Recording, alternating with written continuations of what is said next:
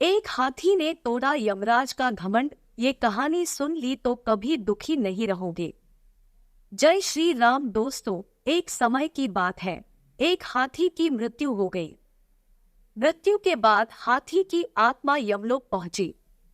वहां पर हाथी के कर्मों का लेखा जोखा निकाला गया तो पाया गया कि हाथी अपने जीवन में काफी अच्छे से रहा। तब यमराज ने हाथी से कहा, अरे हाथी, तुमने तो अपने जीवन में कोई बुरे कार्य नहीं किए, तुम्हारे कर्म भी काफी अच्छे रहे, इसलिए मैं तुमसे तुम्हारी इच्छा पूछ रहा हूँ। बताओ तुम्हें क्या चाहिए, तुम्हारी सबसे बड़ी मनोकामना क्या है? हाथी बोला, यमराज जी, अगर वाकई में है आप मेरे कर्मों से प्रसन्न है और अगर मेरा दूसरा जन्म होना है तो मुझे किसी भी जीवन में जन्म दे दीजिए, लेकिन मेरे ऊपर किसी मनुष्य का अधिकार ना हो और मैं मनुष्य के बंधन में ना रहूं, क्योंकि मनुष्य के साथ रहना सबसे कठिन कार्य होता है। हाथी की इस बात को सुनकर यमराज काफी हैरान हो जाते हैं और यमराज कहते हैं, यह तुम क्या कह रहे हो गजराज? मैं तो यही जानता हूं कि मनुष्य जाति सबसे अच्छी होती है, वो सबसे ज्यादा बुद्धिमान होते हैं। हाथी कहता है कि यमराज जी, यही तो परेशानी है कि मनुष्य जाति सबसे ज्यादा बुद्धिमान होती है। आपको इंसानों के विषय में शायद ज्यादा जानकारी नहीं है, इसलिए आप ऐसी बातें कर रहे हैं। कैसी जानकारी नहीं है मुझे? तुम खुद देखो, यहाँ पर कितने मनुष्य खड़े हैं, उन्हें उनके कर्मों के अनुसार जो मिल रहा है उसे बिना किसी परेशानी के स्वीकार कर रहे हैं। ऐसे में हाथी कहता है कि महाराज, मतलब आपको अब तक किसी जीवित इंसान से पाला नहीं पड़ा है। यह तो सभी मृत है, ये तो सिर्फ मनुष्य की आत्माएं हैं। किसी जीवित मनुष्य से मिलिए तो आपको पता चल जाएगा। ऐसे में यमराज काफी हैरान हो गए। तब यमराज ने कहा, ठीक है, तुम्हारी बात को आजमाने के लिए मैं तुम्हारे मालिक को यही जीवित बुलाता हूँ। अगर तुम्हारी बात सत्य निकली तो तुम जो कहोगे मैं वैसा ही करूँगा, लेकिन अगर तुम्हारी बात गलत साबित हुई तो तुम्हें वापस उसी मालिक के पास जाकर रहना होगा जहाँ तुम पहले थे। हाथी ने यमराज की शर्त मंजूर कर ली और यमराज को भी हाथी की बातें काफी दिलचस्प लगी और वो किसी जीवित मनुष्य से मिलकर उसके बारे में जानने को उत्सुक हो गए। उन्होंने अपने यमदूतों को आदेश दिया कि जाओ, जाकर इसके मालिक को जीवित ले आओ। यमराज की आज्ञा मानकर 4 यमदूत हाथी के मालिक को लेने धरती पर पहुंच गए। लेकिन अब उनके सामने परेशानी यह थी कि जीवित मनुष्य को लेकर जाए तो जाए कैसे, इसलिए वो लोग उसके सोने का इंतजार करने लगे। जब हाथी का मालिक पलंग पर सो गया तो यमदूतों ने पलंग सहित उसे उठा लिया और वे लोग यमलोक की तरफ उड़ चले। थोड़ी देर बाद जब हाथी के मालिक गोपाल की नींद खुली तो उसने खुद को आसमान में उड़ते हुए नीचे देखा तो धरती नजर भी नहीं आ रही थी। तब उसने उन 4 यमदूतों से पूछा कि आप कौन हैं, मुझे कहाँ ले जा रहे हैं? यमदूत बोले कि हम यमदूत हैं और तुम्हें यमलोक ले जा रहे हैं। तभी हाथी का सेठ कहता है, यमलोक तो लोग मृत्यु के बाद जाते हैं, लेकिन मैं तो जीवित हूँ। इस पर यम ने कहा, आज वहां पर एक जीवित व्यक्ति की जरूरत है। दरअसल एक हाथी ने यमराज से कहा है कि जीवित व्यक्ति को लेकर आओ, तब आपको पता चलेगा। अरे वो तो मेरा हाथी है जिसकी रात ही मृत्यु हुई है, लेकिन उसने मुझे ऊपर बुला लिया। तब परेशान गोपाल ने कोई तरकीब लगाने की सोची ताकि उसका जीवन सुरक्षित रहे। इधर उधर देखने पर उसे उसके पलंग पर ही एक कलम और कागज मिल गया। उसने उस पर कुछ लिखा और थोड़ी देर में ही वो यमलोक पहुंच गए। जब गोपाल यमराज के सामने पहुंचा तो यमराज जोर जोर से हंसने लगा और हाथी की तरफ देखकर बोले, ये लो, तुम्हारा मालिक आ गया। अब ये अदना सा इंसान भला क्या कर सकता है?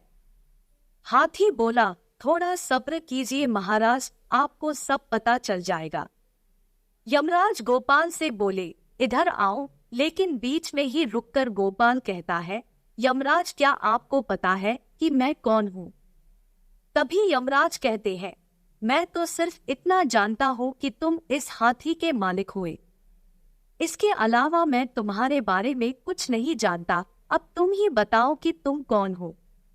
तब गोपाल वो कागज यमराज को देते हुए कहता है, ये लीजिए, आप खुद ही पढ़कर जान लीजिए कि मैं कौन हूँ। ये वही कागज था जिस पर उसने आते हुए कुछ लिखा था। जब यमराज ने वो कागज खोलकर पढ़ा तो यमराज हैरान रह गए और अपने सिंहासन से नीचे उतर आए। इसके बाद यमराज ने खुद गोपाल को अपने सिंहासन पर बिठा दिया। जैसे ही वो सिंहासन पर बैठा, उसने सबसे पहले यमराज से कहा, यमराज, आज से यमलोक पर से आपका शासन खत्म हुआ। आज से मैं यहाँ का राजा हूँ। मैं जैसा कहूँगा हर किसी को वैसा ही करना होगा। तब हाथी कहता है कि यमराज जी, आप देखिए आगे आगे होता है क्या। तभी गोपाल कहता है कि अब से स्वर्ग और नरक का झंझट खत्म। सभी के सभी स्वर्ग जाएंगे। अब देखते ही देखते नरक में रहने वाले लोग स्वर्ग में आ गए। अब नरक का द्वार बंद कर दिया गया। अब जिस किसी की भी मृत्यु होती तो सीधा स्वर्ग जाता। इधर गोपाल मन ही मन में यह भी सोच रहा था कि जिस दिन मेरी सच्चाई यमराज के सामने आएगी तो मुझे मार दिया जाएगा। ऐसा सोचकर उसने दान पुण्य करने शुरू कर दिए और चित्रगुप्त से कहा कि ये जितने भी प्राणी हैं, उनका हिसाब किताब करके मुझे ये बताओ कि किसने कितने कर्म और किसने कितने कुकर्म किए हैं। तब चित्रगुप्त ने सबके बारे में बता दिया कि किसे कौन सी सजा मिली है। तब गोपाल ने चित्रगुप्त से कहा, इन सब की सजा माफ कर दो, किसी को कोई सजा नहीं होनी चाहिए। तब गोपाल हाथी की ओर देखकर बोला, क्यों गजराज, कैसे हो? तुम्हारी मृत्यु हुई तो मुझे भी अपने पीछे बुला लिया। हाथी गोपाल के नजदीक आकर बोला कि मालिक, नीचे तो आप मेरे मालिक थे, लेकिन एक बात बताइए कि यहाँ पर यमलोक के मालिक कैसे बन गए? गोपाल ने कहा, ये राज की बात तुम्हें कैसे बता पाऊंगा। मालिक, मुझे भी इंसान बना देना। नीचे जाकर आपका नौकर बनकर रहूंगा, लेकिन यह राज मुझे बता दो। तब गोपाल ने उसे बताया कि जब यमदूत मुझे लेकर आ रहे थे तो मैं काफी डर गया था। संयोग से मेरे पास एक कागज था। मैंने उस पर लिख दिया कि यमराज धरती से जो मनुष्य आपके पास आ रहा है उसे अपना सिंहासन दे देना, और उसके नीचे मैंने भगवान विष्णु के हस्ताक्षर कर दिए। अब तो हाथी इंसानों की बुद्धिमानी से और भी ज्यादा हैरान हो गया। फिर उसने गोपाल से कहा कि मालिक, कृपा करके मुझे इंसान ही बनाना, मैं आपका नौकर बनकर रहूंगा। गोपाल बोला, ठीक है, लेकिन ये बात किसी को बताना मत। हाथी ने भी हाँ में सिर हिला दिया। धीरे धीरे करके 7-8 दिन बीत गए। स्वर्ग में लोगों की संख्या बढ़ती जा रही थी और नर्क लोक बंद हो चुका था। तो कुछ ही दिनों में पूरे देवलोक में यह बात फैल गई कि अब नर्क का अस्तित्व खत्म हो चुका है।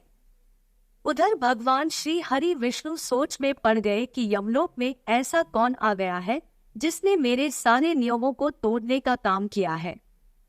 आखिर कौन है वो जिसने सारी व्यवस्था को तहस नहस कर दिया। यह सोचकर भगवान विष्णु स्वर्गलोक से यमलोक में आए और उन्होंने देखा कि यमराज यमलोक के द्वार के बाहर बैठे हैं। तब विष्णु भगवान ने उनसे पूछा, यमराज, तुम बाहर बैठे हो तो ये यमलोक को कौन चला रहा है? भगवत, यह आप क्या कह रहे हैं? आपने ही तो इंसान को मेरे स्थान पर नियुक्त किया था और आप भी इस बात से अनजान बन रहे हैं।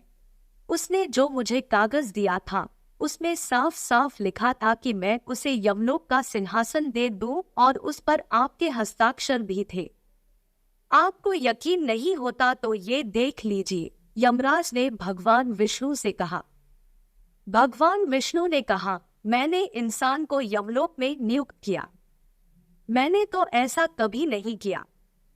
कौन है वो? फिर भगवान विष्णु थोड़ा सोचकर कहते हैं, यमराज, कहीं तुमने किसी जीवित मनुष्य को यमलोक तो नहीं बुला लिया?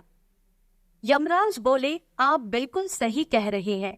भगवान, मैंने जीवित इंसान को ही यमलोक में बुलाया था। तभी यमराज ने शुरू से लेकर अब तक की सारी बात भगवान श्रीहरि विष्णु को बताई।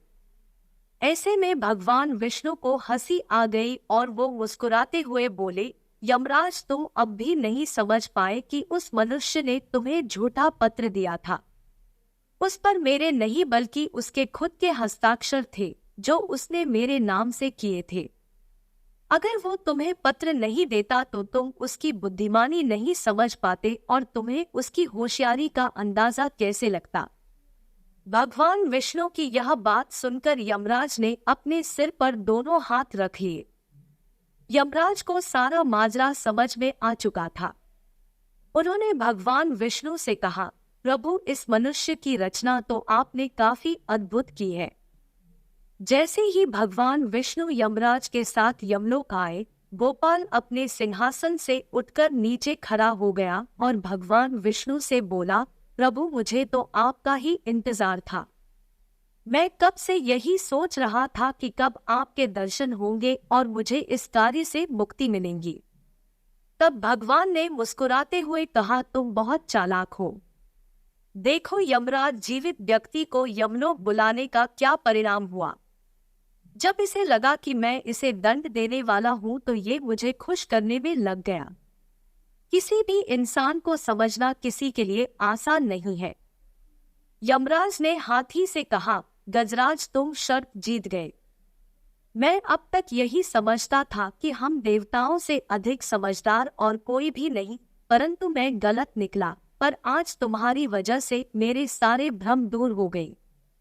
अब क्योंकि हाथी यमराज से शर्त जीत चुका था, ऐसे में उसने यमराज से कहा कि यमराज जी, आप मुझे भी मनुष्य बना दे। यमराज ने उसकी शर्त मान ली और गोपाल को वापस धरती पर भेज दिया।